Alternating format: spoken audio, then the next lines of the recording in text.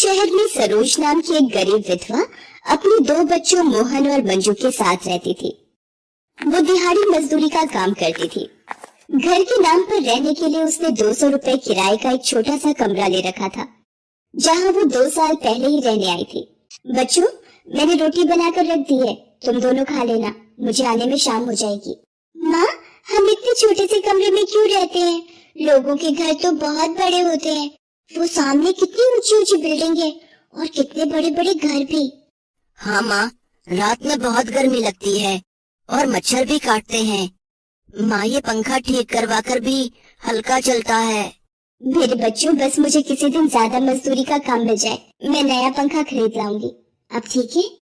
सरोज बच्चों को दिलासा देकर मजदूरी के काम पर चली जाती है, पर इतनी मजदूरी कौन देता जिससे वो नया पंखा खरीद सके। बेचारी सरोज इसी तरह दोनों बच्चों को रोजाना समझा बुझा देती थी। पता नहीं पंखा मैं कब तक खरीद पाऊंगी। चूल्हे पर रोटी बनाते समय गर्मी और घुटन बहुत हो जाती है। क्यों ना ये चूल्हे के ऊपर की खिड़की खोल दूं तो धुआं बाहर चला जाएगा। सरोज सफाई में लग जाती है। जहाँ पर वो चूल्हा जलाती थी उसी के ऊपर एक खिड़की पर बहुत ही पुरानी तस्वीर टंगी थी। वो उसे साफ करने लगती है। माँ, ये फोटो कितनी पुरानी और मैली है, इसे फेंक दो। ये खिड़की के ऊपर टांगने से हवा भी नहीं आती। लाओ माँ, मैं इस फोटो को कूड़े में फेंक आता हूँ। नहीं नहीं बच्चों, ये फोटो तुम्हारी दादी ने मरते वक्त मुझे दी थी और कहा था इसे कभी मत फेंकना, इसलिए ये बहुत सालों से मेरे पास है। लाओ, मैं इसे दीवार पर टांग देती हूँ। पुरानी चित्रकारी वाली फोटो जो धूल मिट्टी में कई वर्षों में थोड़ी खराब हो गई थी, पर अपनी सास की कही बात सरोज को याद थी, इसलिए उसने वो फोटो कभी नहीं फेंकी।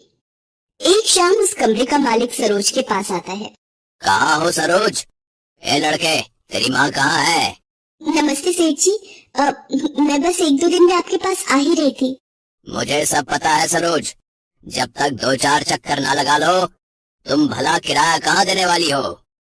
कमरे का 6 महीने का किराया हो गया है, ऊपर से ब्याज अलग लूंगा। और एक बात, मैंने अपने सभी किराए पर दिए कमरों का किराया बढ़ा दिया है, तो इसका भी बढ़ेगा। अगले महीने से सीधा डबल किराया, पूरे 400 रुपए लूंगा। इस कमरे में रहना है तो समय पर किराया देना होगा, समझी? सेठ जी, आप तो जानते ही हो मेरे पति के चले जाने के बाद मैं मजदूरी का काम करती हूँ और आजकल मजदूरी के भी 200-500 रुपए ही मिल पाते हैं। कुछ तो दया कीजिए सेठ जी, इतने सारे रुपए एक साथ में कैसे दे पाऊंगी? बच्चों के लिए भी 2 वक्त की रोटी जुटानी होती है सेठ जी। अरे तो मैं क्या करूं? कोई जिए या मरे, मुझे उससे क्या? मेरा भी तो अपना काम है। ऐसे लोगों पर दया करने लगा तो वो दिन दूर नहीं जब मैं खुद ही सड़क पर आ जाऊंगा। मुझे कुछ नहीं पता, अगले हफ्ते तक हथेली पर किराया तैयार रखना। सरोज रोने लगती है, पर सेठ रामभजन का शायद अपने नाम जैसा दिल नहीं था। वो अगले हफ्ते आने की धमकी देकर चला जाता है। सरोज चिंता में पड़ जाती है। ये तो सिर्फ 200 रुपए ही हुए हैं, अभी और पैसे इतनी जल्दी कैसे इकट्ठा होंगे? ये भगवान मेरी मदद करो। क्या हुआ माँ, तुम रो क्यों रही हो? माँ, लाओ मैं तुम्हारा सिर दबा देती हूँ। भगवान हमारी सहायता करो, कोई रास्ता दिखाओ, मैं अपने बच्चों को लेकर कहाँ जाऊंगी? सरोज मंजू और मोहन को गले से लगाकर रोने लगती है। तभी दरवाजे के खटकने की आवाज आती है। एक्सक्यूज मी, कोई है? मोहन बेटा, देखना दरवाजे पर कौन है। मोहन दरवाजा खोलता है। दरवाजे पर कुछ लड़के लड़कियां खड़े होते हैं। जी कहिए, क्या काम है आपको? किससे मिलना है? रोहित, शाइना, मुझे लगता है हमने गलत दरवाजा बजा दिया है।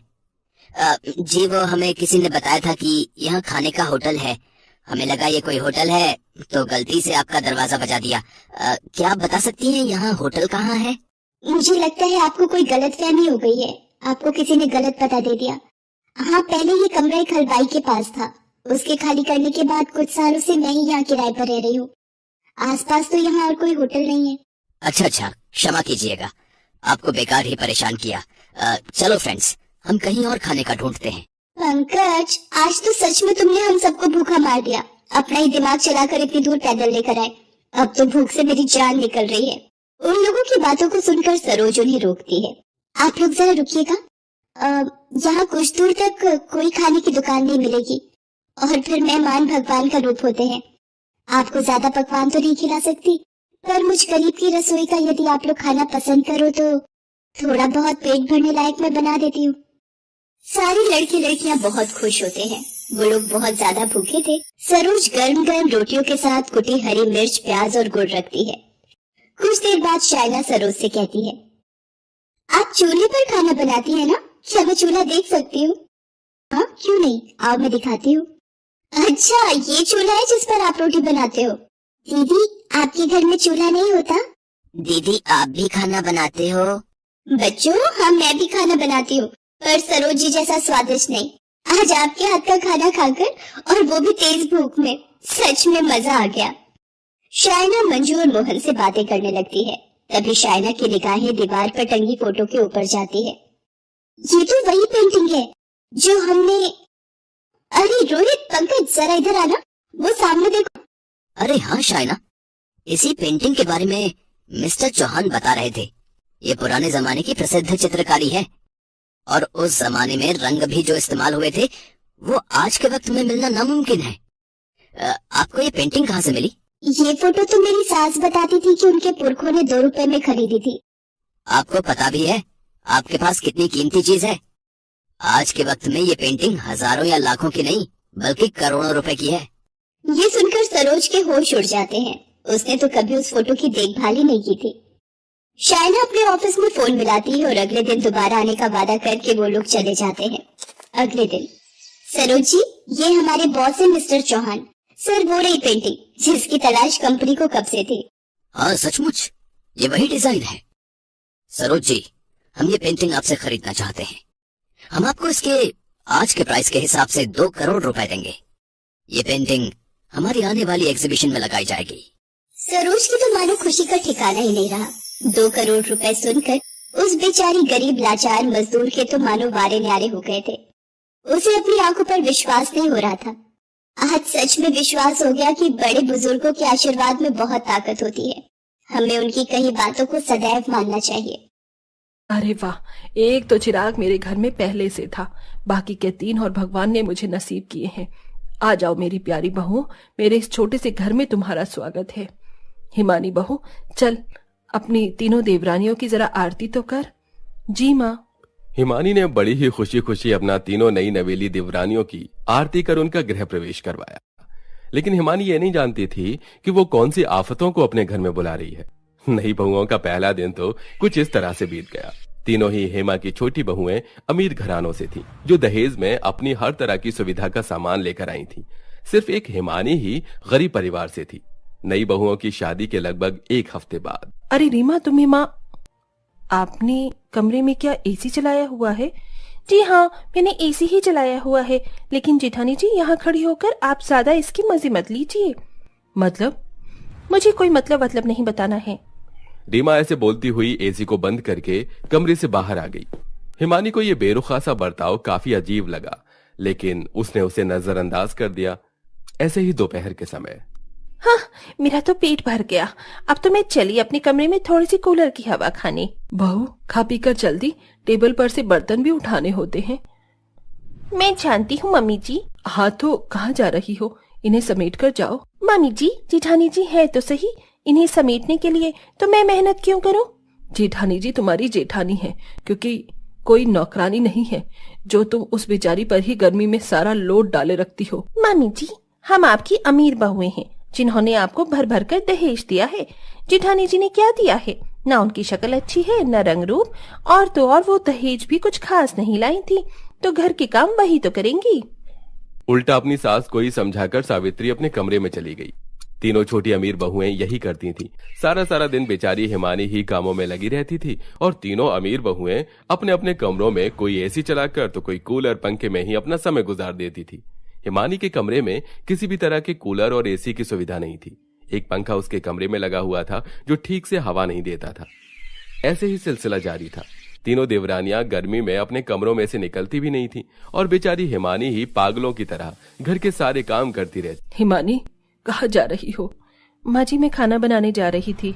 तू खाना क्यों बनाएगी? सुबह से सारे काम तू ही कर रही है।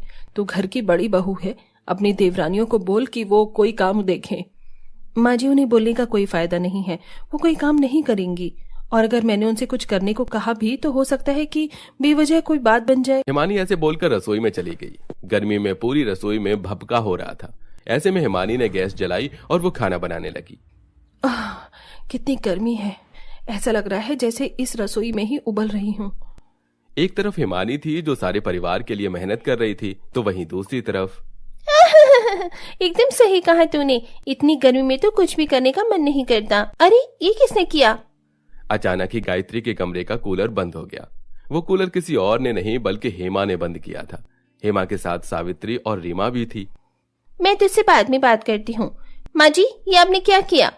बेशरम, कैसे दांत फट रहे थे तेरे फोन पर। चल इधर आओ, रसोई में हिमानी के साथ कोई काम देख। मैं रसोई की इतनी गर्मी में कोई काम नहीं करूंगी। हाँ, गर्मी तो बस तेरे लिए ही है। जरा बड़ी बहू को देखो कैसे बेचारी पूरे दिन कामों में लगी रहती है, और एक तरफ तुम तीनों हो कि घर के किसी काम को कोई मतलब नहीं।